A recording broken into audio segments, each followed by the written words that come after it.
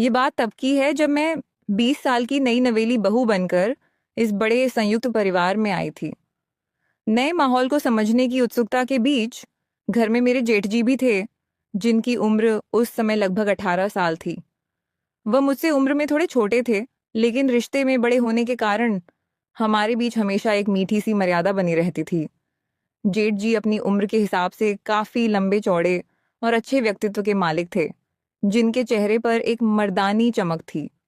वहीं ईश्वर ने मुझे भी एक सुडौल और खूबसूरत शरीर से नवाजा था।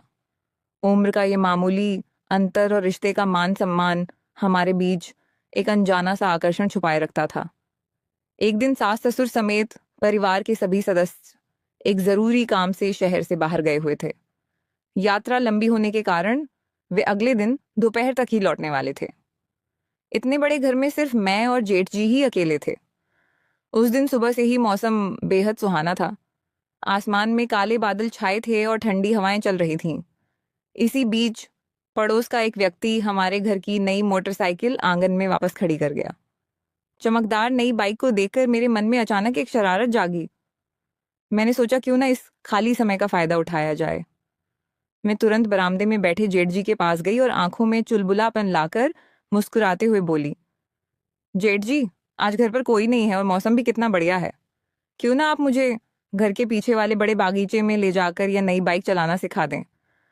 जेठ जी ने पहले तो थोड़ा संकोच किया, लेकिन मेरी उत्सुकता देखकर मुस्कुराए और बोले, ठीक है बहू जी, चलो आज आपकी यह इच्छा भी पूरी कर देते हैं।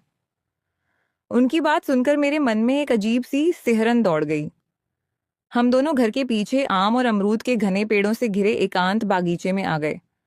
योजना के मुताबिक मैं ड्राइवर की मुख्य सीट पर बैठ गई और जेठ जी मुझे संभालने के लिए ठीक मेरे पीछे बैठ गए।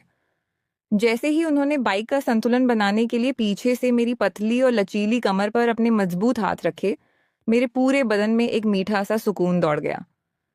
जेठ जी ने भी अपनी पकड़ को स्थिर रखा और धीमी आवाज में निर्देश दिया, बहू जी घबराओ मत, पहले धीरे से क्लच दबाओ, फिर धीरे धीरे एक्सीलेटर घुमाना। मैंने वैसा ही किया और गाड़ी आगे बढ़ गई। लेकिन बागीचे के कच्चे रास्ते पर अचानक एक गहरा गड्ढा आ गया। उसे देखकर मैं बुरी तरह घबरा गई और हड़बड़ाहट में पूरी ताकत से ब्रेक मार दिया। अचानक लगे तगड़े झटके से बाइक का संतुलन बिगड़ गया और हम दोनों हवा में लहराते हुए सीधे रास्ते के बगल की घनी और मुलायम झाड़ियों में जा गिरे। झाड़ियां घनी होने के कारण चोट तो नहीं आई, लेकिन गिरने की स्थिति ऐसी थी कि मैं पीठ के बल जमीन पर थी और जेठ जी सीधे मेरे ठीक ऊपर आ गिरे थे। इस अप्रत्याशित स्थिति में जेठ जी का एक हाथ अनजाने में सीधे मेरे सीने पर नहीं टिक गया।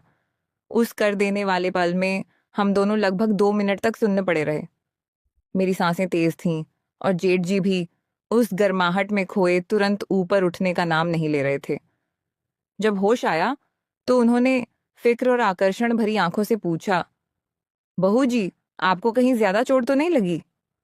मैंने थोड़ा दर्द का बहाना बनाते हुए कराह कर कहा, जेठ जी, मेरी कमर में बहुत तेज मोच आ गई है, मुझसे खड़ा भी नहीं हुआ जा रहा। ये सुनते ही जेठ जी ने बिना वक्त गंवाए मुझे अपनी मजबूत बाहों में उठाया और गोद में लेकर सीधे घर के अंदर मेरे कमरे में आ गए। उन्होंने मुझे बिस्तर पर लिटाया और बोले, आप चिंता मत करो, मैं अभी रसोई से सरसों का तेल गरम करके लाता हूँ, मालिश से दर्द ठीक हो जाएगा। वह तुरंत गुनगुना तेल लेकर आए।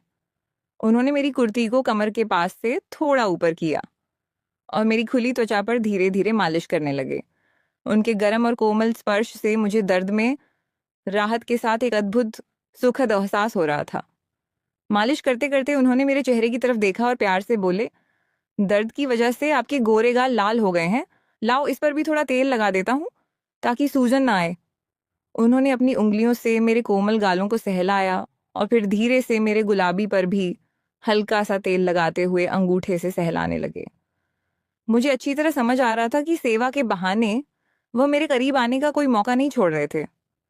उनका ये सब मुझे भी बेकार नहीं लग रहा था, इसलिए मैंने कोई विरोध नहीं किया और आंखें बंद किए उस नजदीकी का फायदा लेती रही।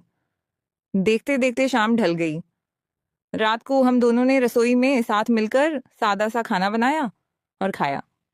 इसके बाद जेठ जी अपना तकिया और चादर उठाकर मेरे ही कमरे में आ गए और बिस्तर के ठीक बगल में फर्श पर अपना बिस्तर लगा लिया। उन्होंने कहा, रात को आपकी कमर का दर्द कहीं बढ़ ना जाए, इसलिए मैं यहीं हूं। उनकी यह परवाह और चालाकी भरी निकटता मुझे बहुत भा रही थी। उस शांत और हल्के अंधेरे कमरे में एक दूसरे की मौजूदगी और छुपे हुए आकर्षण के एहसास के साथ हम दोनों बेहद करीब और सुकून से सो गए।